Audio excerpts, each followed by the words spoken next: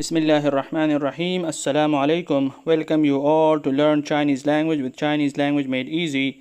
I'm Muhammad Shahid and today we are going to learn how to say come with me in Chinese language.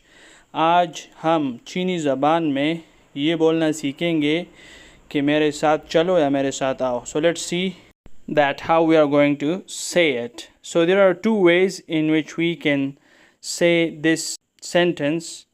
So here's the first way.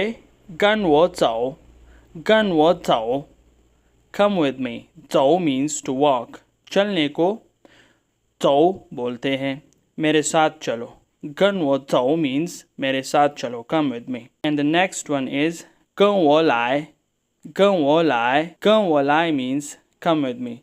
So the literal meaning of 跟我来 is come with me. The other one was walk with me. Thanks for watching. Subscribe us on YouTube.